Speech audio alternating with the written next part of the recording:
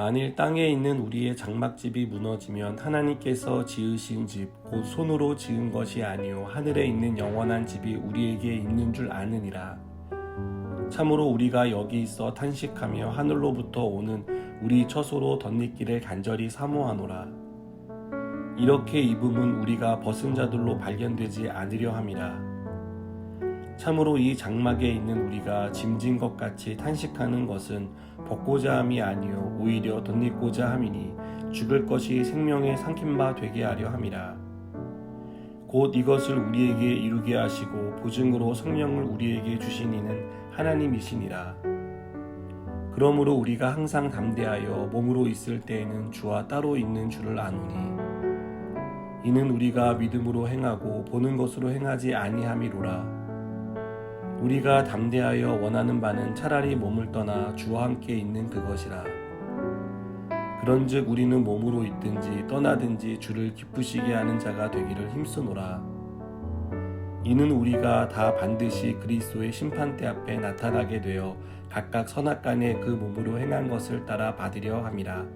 아멘. 사람이 죽으면 끝이라고 생각하는 사람이 많습니다. 죽음 이후에 아무것도 없다고 믿는 것입니다. 그래서 현재를 즐기고 현재의 삶이 중요하다고 말합니다. 이렇게 말하는 것은 죽음 이후를 경험해 보지 못했기 때문이라 생각합니다.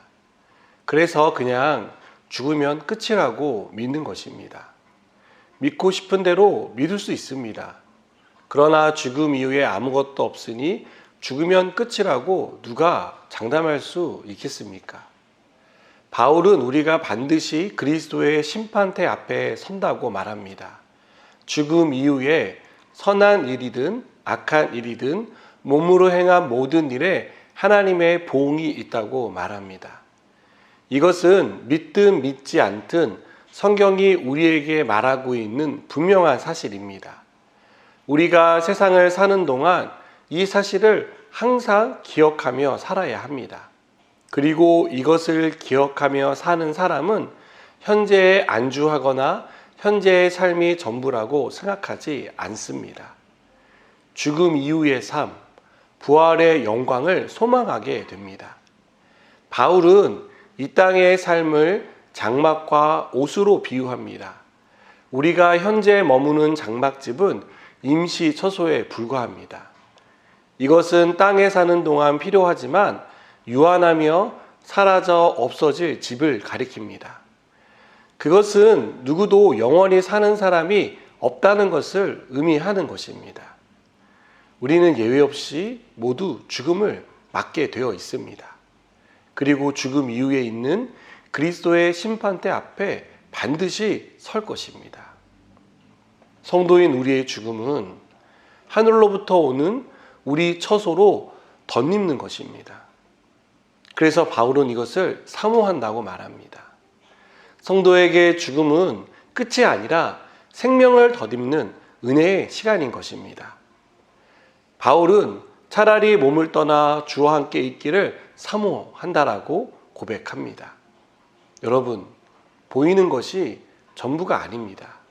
보이지 않는 세계, 믿음의 눈을 떠야만 보이는 영원한 세계가 반드시 존재합니다. 이것을 볼 수 있는 사람은 죽으면 끝이라는 말을 하지 않습니다. 현재의 삶에 충실한 것은 물론이요, 영원한 삶을 준비하며 삽니다.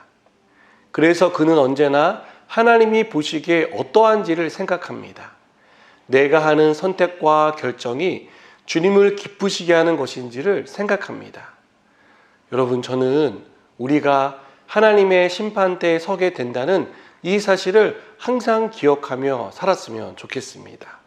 그래서 오늘도 하나님 앞에서 나를 바르게 세우고 올바른 선택, 하나님을 기쁘시게 하는 결정을 하는 저와 여러분이 되기를 축복합니다. 기도하시겠습니다. 하나님, 우리가 그리스도의 심판대 앞에 서게 된다는 사실을 늘 기억하며 살게 하시고 오늘 우리에게 주어진 삶 가운데서 하나님을 기쁘시게 하는 선택과 결정이 이루어지게 하여 주시옵소서. 예수님의 이름으로 기도드립니다. 아멘.